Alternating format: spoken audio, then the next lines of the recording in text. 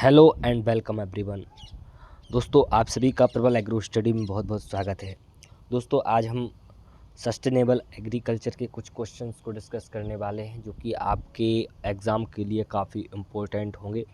दोस्तों, बढ़ते हैं क्वेश्चन की तरफ। तब तक मेरी आपसे एक रिक्वेस्ट है दोस्तों, यदि आपने चैनल को सब्सक्राइब नहीं किया है तो दोस्तों चैनल को सब्सक्राइब कर दें दोस्तों, ठीक है। दोस्तों, बढ़ते हैं क्वेश्चंस की तरफ। फसल उत्पादन और पशुपालन साथ में करने को क्या कहते हैं? इसको हम मिश्रित खेती कहते हैं। मिश्रित खेती या इसी को हम मिक्स्ड फार्मिंग भी बोल देते हैं। इंग्लिश में इसको मिक्स्ड फार्मिंग बोलते हैं, हिंदी में इसको मिश्रित खेती बोलते हैं। दोस्तों, याद रखना है। दोस्तों, बढ़ते हैं नेक्स्ट क्वेश्चन की ओर। फसल चक्र क्या है? यहाँ पे क्वेश्चन आपसे इस प्रकार पूछ सकता है कि फसल चक्र क्या है, और आपको ऑप्शन दिए जाएंगे 4, और उसमें आपको अलग अलग तरीके से आपको ऑप्शन में घुमाया जाएगा, कंफ्यूज किया जाएगा। तो दोस्तों, इसका जो सही आंसर हो जाएगा वो हो जाएगा अलग अलग फसलों को बोने की पद्धति है। या फिर ये भी हो सकता है फसल चक्र का कि एक बार दलहन की फसल बो दी तो फिर एक बार अनाज वाली फसल के बाद दलहन बोना, दलहन के बाद अनाज वाली बोना। तो ये भी अपना फसल चक्र के ही अंतर्गत आता है, ये भी आपको याद रखना है दोस्तों। बढ़ते हैं दोस्तों नेक्स्ट क्वेश्चन की तरफ। नासा का फुल फॉर्म क्या है दोस्तों?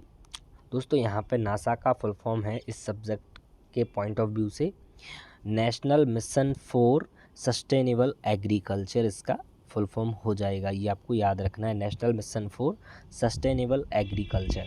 बढ़ते हैं दोस्तों नेक्स्ट क्वेश्चन की तरफ। दोस्तों, यहाँ पे पूछा गया है कि पर्माकल्चर वर्ड किसने दिया? दोस्तों, जो पर्माकल्चर वर्ड है वो बिल मॉलिसन एंड डेविड हॉल्मग्रीन ने दिया। बिल मॉलिसन एंड डेविड हॉल्मग्रीन ने ये वर्ड दिया है। दोस्तों, आपको एक क्वेश्चन और यहाँ से पूछ सकता है कि इंडिया में सस्टेनेबल एग्रीकल्चर की कौन सी पद्धति को अपनाया गया है? तो दोस्तों, इंडिया में सस्टेनेबल एग्रीकल्चर की पद्धति जो अपनाई गई है उसका भी आंसर पर्माकल्चर होगा। यदि आपके ऑप्शन में पर्माकल्चर है तो पर्माकल्चर ही सही हो जाएगा। दोस्तों, बढ़ते हैं नेक्स्ट क्वेश्चन की तरफ। SAPS sustainable agriculture programme and system, इसका फुल फॉर्म होता है SAPS का। ये भी आपको याद रखना है कि SAPS का फुल फॉर्म क्या होता है दोस्तों। तो SAPS का जो फुल फॉर्म होता है वो होता है sustainable agriculture programme and system, ठीक है। बढ़ते हैं दोस्तों नेक्स्ट क्वेश्चन की तरफ मूव करते हैं। दोस्तों, नेक्स्ट क्वेश्चन पर मूव करने से पहले मेरी आपसे एक रिक्वेस्ट है, यदि आपने अभी तक चैनल को सब्सक्राइब नहीं किया है दोस्तों तो चैनल को सब्सक्राइब जरूर कर दे दोस्तों, और वीडियो को लाइक भी कर दे दोस्तों। आपको इस चैनल पर एग्रीकल्चर से रिलेटेड सारी वीडियोस मिलती रहेंगी, जैसे जॉब अपडेट्स भी मिलते रहते हैं। जैसे कई बार क्या होता है कि साइट्स पर आपको नहीं मिल पाती हैं, जिन साइट्स पर हम जॉब्स देखते हैं उन पर एग्रीकल्चर जॉब शो नहीं होती हैं। तो आपको चैनल के माध्यम से हम आपको बताते रहेंगे जॉब्स के बारे में, और भी बहुत कुछ आपको मिलता रहेगा, स्टडी कंटेंट और भी बहुत कुछ मिलता रहेगा। तो अब बढ़ते हैं नेक्स्ट क्वेश्चन की ओर। तो आप सब्सक्राइब कर लीजिए, ठीक है। बढ़ते हैं नेक्स्ट क्वेश्चन की ओर।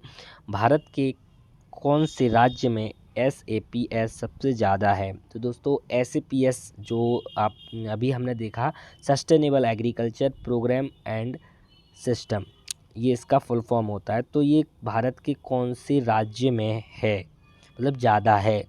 तो इसका आंसर आपका आंध्र प्रदेश, महाराष्ट्र और कर्नाटक हो जाएगा। बढ़ते हैं दोस्तों नेक्स्ट क्वेश्चन की तरफ। कौन सी फसल भू परिष्करण यानी टिल्लेज को कम कर देती है?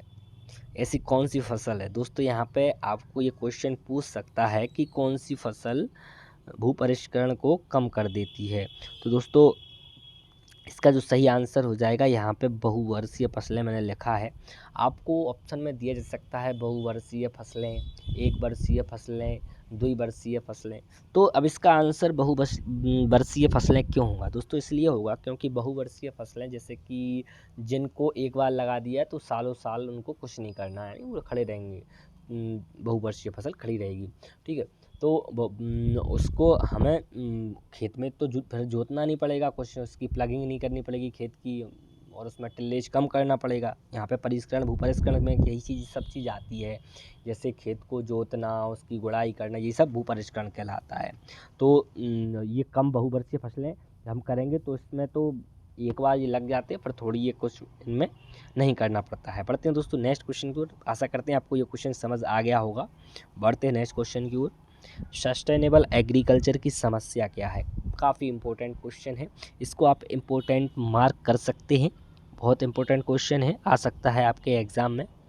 सस्टेनेबल एग्रीकल्चर की समस्या क्या है दोस्तों?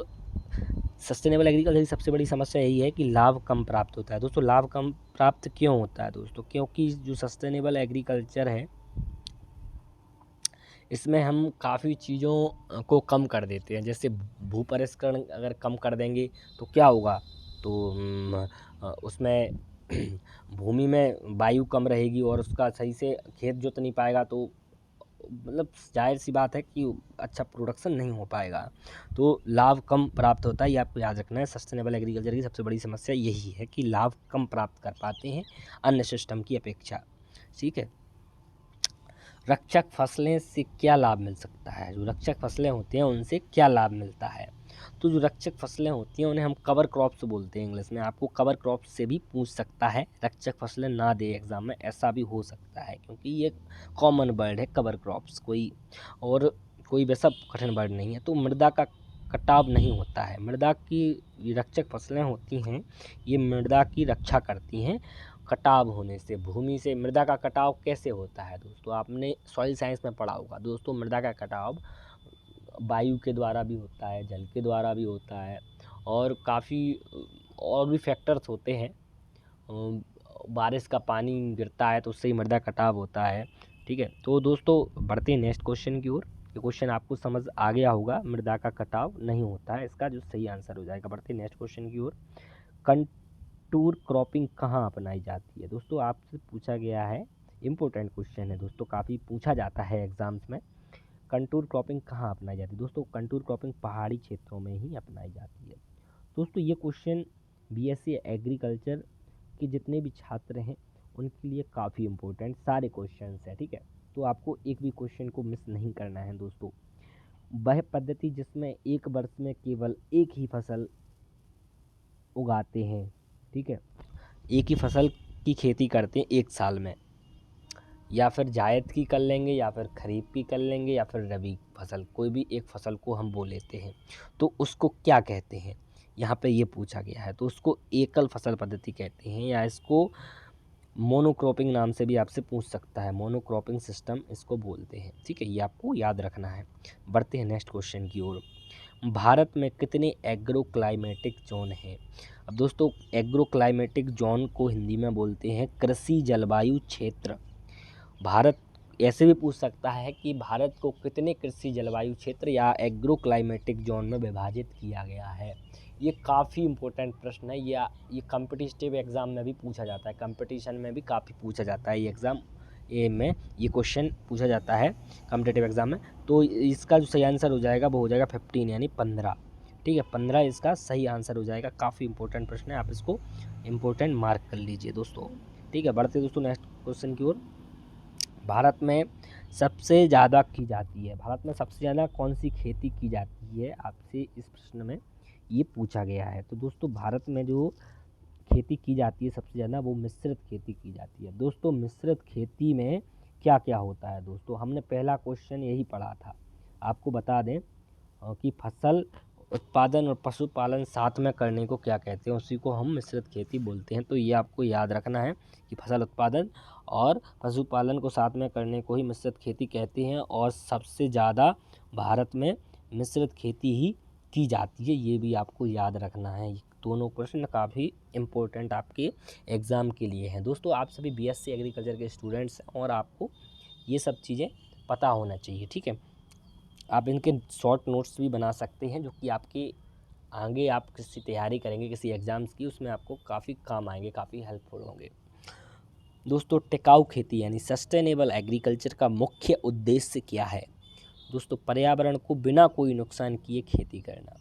दोस्तों ये मैंने वैसे ही लिख दिया है वर्ड्स में, वैसे इसका सही आंसर यही होता है कि पर्यावरण को बिना कोई नुकसान पहुंचाए खेती करना। सस्टेनेबल जो वर्ड है इसका मतलब ही होता है, देखिए आप हिंदी में भी पढ़ लीजिए, टिकाऊ लिखा है, जो लंबे समय तक टिक सके, वही होता है सस्टेनेबल एग्रीकल्चर। कि हम जैसे यदि हम ज़्यादा उसमें टिलेज कर देंगे, टिलेज बोलते हैं भू परिष्करण, ज़्यादा खेत जोत देंगे कुछ, उसमें भी आपने पढ़े होंगे उसमें बैक्टीरिया वगैरह होते हैं तो वो मर जाती हैं, तो उसको कम करने के लिए उसको कम किया जाता है सस्टेनेबल एग्रीकल्चर में।